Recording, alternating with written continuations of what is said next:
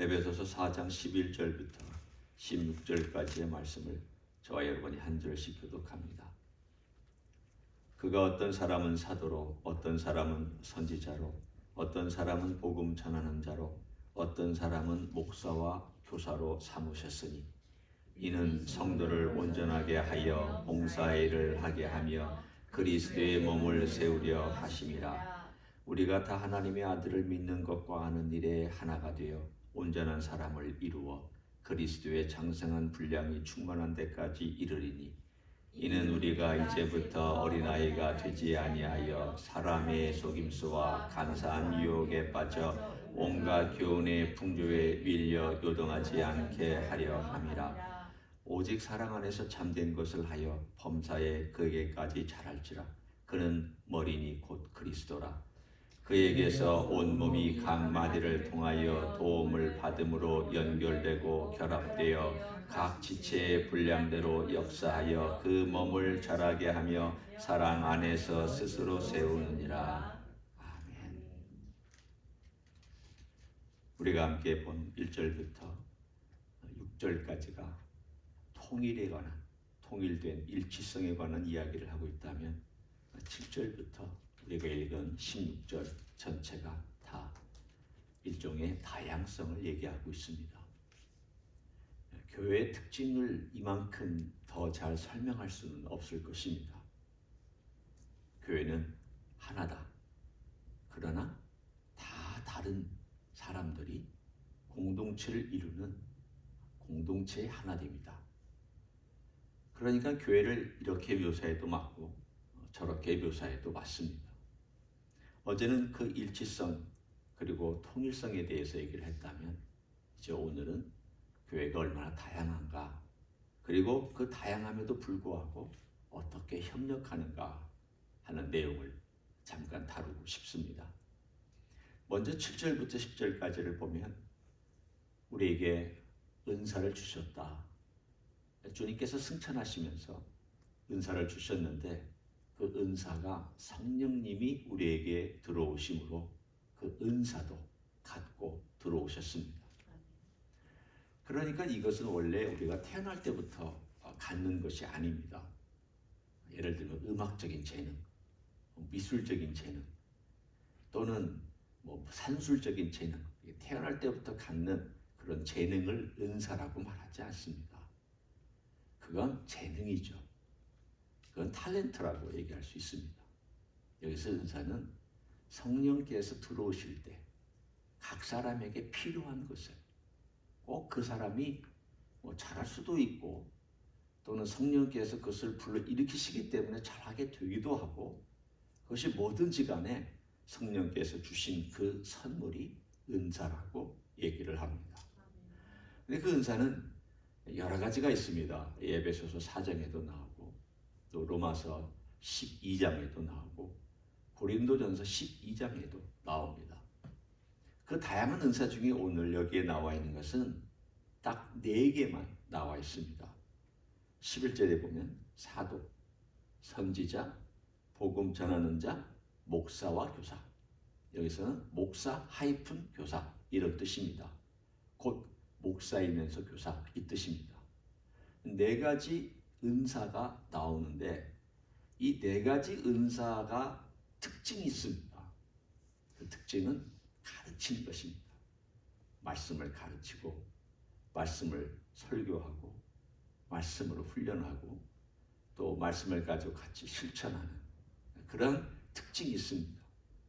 그러면 이 특징을 주님께서 주신 목적이 무엇냐라고 하는 것이 거기에 나오는데 12절에 보면 거기에 목적이 나옵니다. 이런 사람들을 세우신 목적이 뭐냐면 성도를 온전하게 하여, 여기서 온전하게 한다는 것은 성장시켜서 성숙한 단계까지 이르도록 계속 말씀을 가르치고 또 말씀을 나누고 함께 훈련하는 그러한 삶을 통하여 봉사의 일을 하게 하며 그리스도의 몸을 세우려 하심이라. 바꾸어 얘기하면 누군가가 교회 봉사를 시작했다는 것은 그 사람이 성장하기 시작했다는 뜻입니다. 어린아이가 엄마를 조금씩 도와주기 시작하면 그 어린아이가 조금 컸다는 뜻입니다. 적어도 그릇 하나는 들고 갈 정도는 돼야 엄마를 도와주죠. 조그마한 그릇도 제대로 못 드는 아이 보고 그릇 좀 갖다 놔라 그러면 깨트리잖아요. 말이 안 되잖아요. 처음에는 플라스틱 그릇이라도 갖다 놓는 훈련을 하고 그 다음에 사기 그릇 갖다 놓는 훈련을 하면서 점점 그 아이의 근육도 생기고 힘도 생겨서 어디다가 어떻게 엄마를 도와줄지를 알게 되면서 이 아이가 힘이 생겼구나, 성장하고 있구나, 근육에도 힘이 생기고 여러 가지 모양으로 도울 수 있는 아이가 되어가고 있구나 그렇게 느끼잖아요. 그와 마찬가지로 교회 성도들도 마찬가지입니다. 교회 처음 찾아왔을 때는 아무것도 모르죠. 일반적으로 기초신자를 제가 얘기하는 예를 듭니다. 그러면 말씀도 좀 공부해야 되고 주일 참석도 제대로 하는 것도 훈련받고 또 여러 가지 사람들의 이렇게 귀동량, 눈동량으로 보면서 배우고 그러다가 가장 간단한 일부터 시작할 때 그 사람은 이제 잘하는 입문 단계에 있습니다. 오늘 여기 보면 성도를 온전하게 해서 그들이 봉사일을 하게 한다는 것은 일종의 순환 과정입니다. 바꿔 얘기하면 말씀을 배우면 조금씩 배우면서 봉사일을 하면 봉사일을 하다가 또 말씀을 더 배우고 싶어지고 말씀을 배우면 또 봉사일을 하게 되고 더 깊은 봉사로 들어가고 더 깊은 봉사로 들어가는 그 사람이 또 말씀을 배우게 되는 기회를 갖게 되고 이러한 순환을 통해서 결국은 갖게 되는 것이 그리스도의 몸이 세워지는 것이라고 말씀하고 있습니다. 그렇다면 꼭 목사만 그런 일을 하는 것이냐? 그렇지만은 않습니다. 여기서는 이 사람들이 주로 하는 일이 그것이지만 사실 성숙한 성도들, 교회에서 좀 오래 성도로서 훈련받고 말씀에 훈련받은 사람들은 자기보다 연약한 성도, 말씀에 연약한 성도들을 말씀으로 도와줄 의무가 있습니다. 꼭 데려다 놓고 지금은 성경 공부 시간입니다. 그래서 말씀을 훈련하는 건 아니잖아요. 말씀의 훈련은 삶에서 되는 훈련이 최고의 훈련입니다. 같이 봉사하면서 함께 나누는 때 함께 어디를 가면서 같이 나누는 이야기 나는 이렇게 신앙생활을 했다. 나는 이렇게 어려움을 겪었다. 그리고 나는 이렇게 힘든 일을 통해서 하나님을 배우게 되었다. 이런 그냥 이렇게 툭툭 던지는 삶의 이야기 또는 자연스럽게 흘러나오는 그런 이야기를 통해서 이분은 이렇게 신앙생활을 하는구나 배우고 공유하고 그러다 보면은 자기의 삶 속에 있는 기도 제목도 좀 아뢰고 저가 이런 어려움이 있는데 기도해 달라고 제가 지금 이렇게 힘든데 저를 위해서 간구해 달라고 그러면서 그런 교류가 있고 교제가 있는 상황 가운데서 자라가잖아요.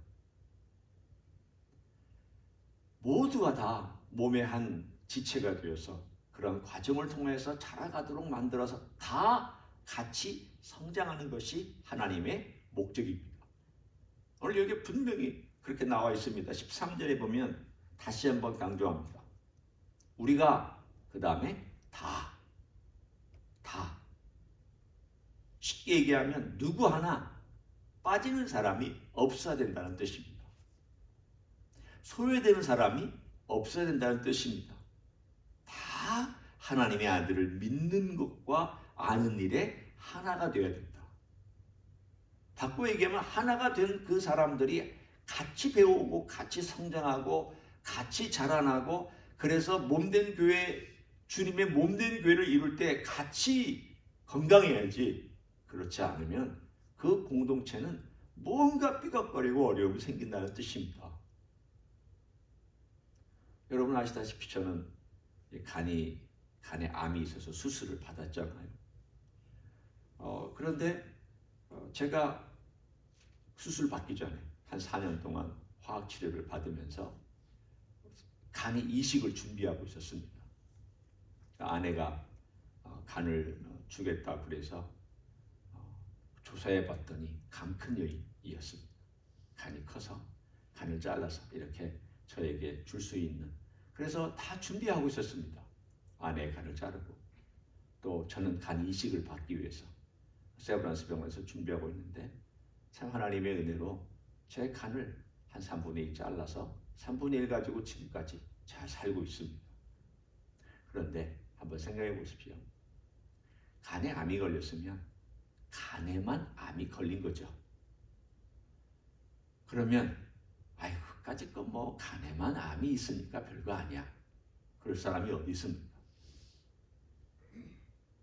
그 암이 있으면 다 영향을 줍니다. 점차 이 암이 커지면서 간의 기능을 상실하게 하겠죠. 간의 기능이 상실되기 시작하면 복수가 차고요. 혹은 얼굴에 황달이 오고 해독하는 능력이 떨어집니다. 해독하는 능력이 떨어지면 온몸에 독소가 쌓입니다. 독소가 쌓이면 온몸이 다 기능들이 망가지고 기관들이 망가질 것입니다. 혈액은 고사하고 심장도 망가지고 다 망가질 것입니다. 간 하나 때문에 죽을 수 있습니다. 우리의 몸의 기관이 그렇다는 뜻입니다. 그래도 제 간을 가지고 제가 살고 있으니까, 그렇게 이 간이 제 몸의 한 부분에 붙어 있으면서 역할을 해주니까 제 몸이 건강하게, 다른 기관들도 건강하게 살잖아요. 팔과 다리가 움직이고 제 머리로 생각하고 심장이 뛰고 영양분을 공급받은 것을 다시 간에 축적하고, 이런 모든 과정들이 사실은 하나가 아프면 다 고생하고 다 힘들고 심지어는 그 공동체가 와야 될 수도 있습니다. 다 건강해야 됩니다. 다 성장해야 됩니다. 모두가 다 하나님 은혜 가운데서 강건하게 설 수 있어야 됩니다. 그걸 위해서 서로 도와줘야 됩니다. 나는 건강하니까 나는 너에게 신경 안 쓰겠다, 그 말이 안 됩니다. 건강한 사람은 연약한 사람 자꾸 돌보고, 또 연약한 사람은 건강한 사람 곁에서 건강함을 배우고, 내가 어떻게 해야 저 사람처럼, 저분처럼 건강하게 신앙생활을 할 수 있을까? 저분 옆에 있으면 참 좋겠다. 저분하고 사귀면 참 좋겠다. 저분과 함께 있으면 참 도전이 된다. 그런 건강한 지체도 있어야 되고, 본이 되는 지체도 있어야 되고, 연약한 지체를 또 도와줄 수 있는 사람도 있어야 되고, 이런 관계 속에서 오늘 13절에 있는 것처럼 우리가 다 하나님을 안 믿는 것과 아는 일에 하나가 되어 온전한 사람을 이루어 그리스도의 장성한 분량이 충만한 데까지 이르러야 된다. 이게 주님의 교회를 세우신 목적 중에 하나입니다. 외부적으로는 빛으로서 소금으로서 살아가도록 하지만 내부적으로는 하나 되어다. 하나 되라. 사랑으로 하나 되라. 그리고 다 소중히 여겨라. 누구도 소중히 여기지 않는 그런 태도를 보이지 말고, 약한 사람 소중히 어떻게 내가 좀 도와줄 수 있을까? 어떻게 기도해 줄 수 있을까? 내가 어떻게 그 사람을 세워줄 수 있을까?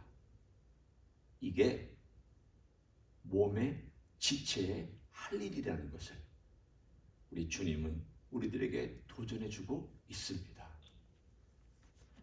그러니까 건강한 공동체가 어떤 공동체냐 물어본다면, 오늘의 본문의 말씀을 통해서 우리가 언급하자면, 얘기하자면 서로 이렇게 방문도 해주고 또 기도 제목도 들어주고, 때로는 그 사람의 약한 부분이 있으면 덮어주고, 필요가 있으면 채워주고, 서로 기도해주고, 서로 그런 것들을 세워줘서 사람마다 약할 때가 있잖아요. 잘하게 해주는 거잖아요. 목사라고 항상 다 강한 것도 아니고요.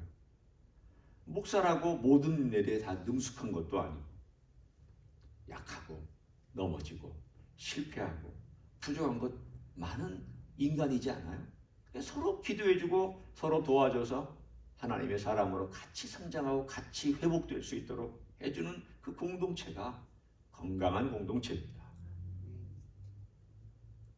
그렇게 해야 14절에 있는 것처럼 우리가 이제부터 어린아이가 되지 아니하여 사람의 속임수와 간사한 유혹에 빠져 온갖 교훈의 풍조에 밀려 요동하지 않게 하려 함이라.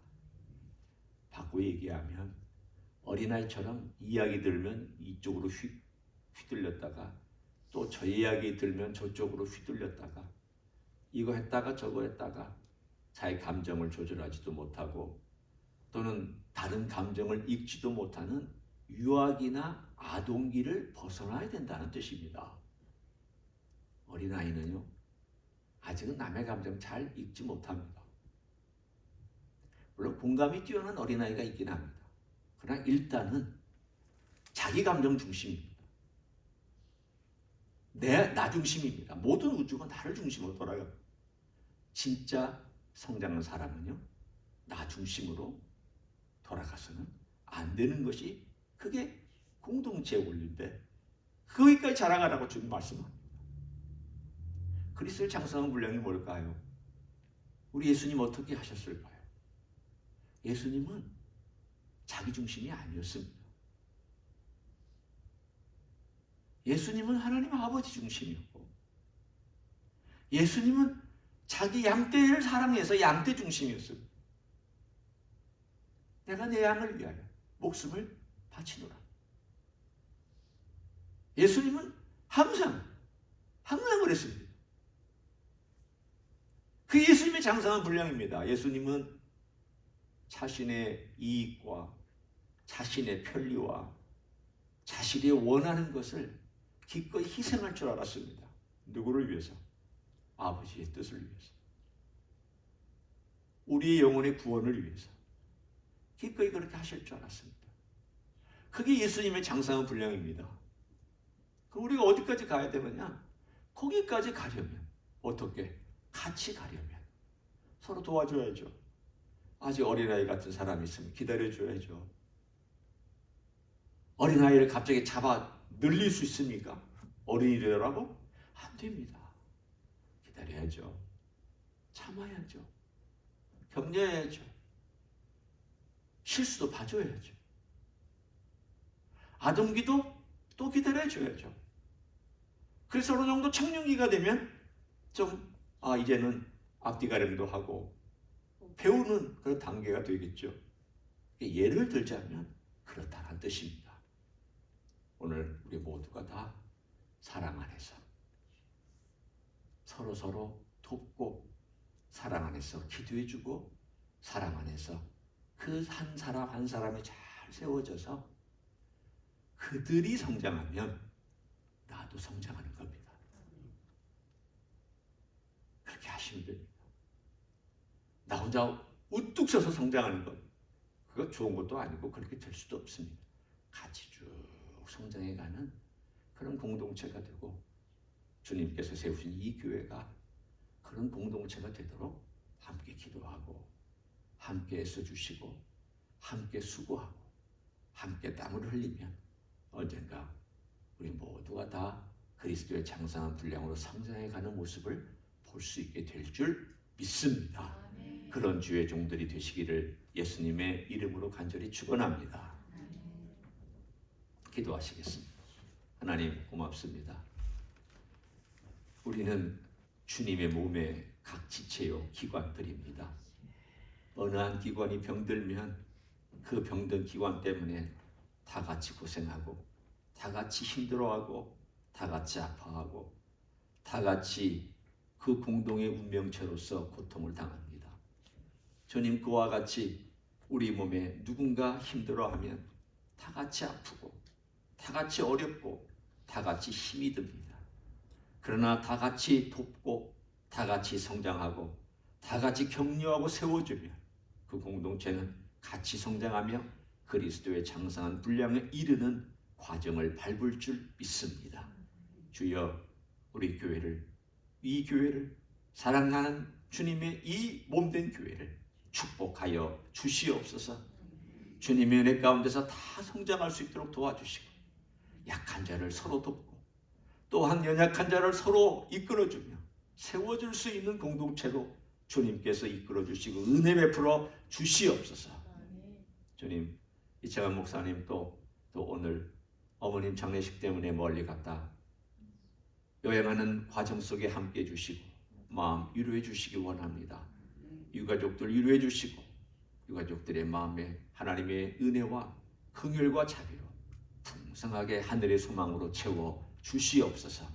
모든 유가족들의 마음이 주의 은혜가 풍성한 마음, 그리고 소망을 미리에 두고 주님의 나라에 두고 어머니 가신 천국에 두고 살아가는 귀한 가족들로 축복하여 주시옵소서. 이제는 우리 구주 예수 그리스도의 은혜와 하나님 아버지의 극진하신 사랑과 성령 하나님 교통하심의 역사가 우리 몸의 각 지체가 소중함을 알고 서로를 위하여서 격려하며 세워주며 또 주님의 몸된 교회가 성장하는 것을 위하여 기도하고 땀 흘리기를 소원하는 이 자리에 참여한 모든 종들 위해와 주임지 희스교회 위해와 이민교회들과 한국교회들과 선교사님들 위해 이제로부터 영원히 함께 하실지어다. 아멘.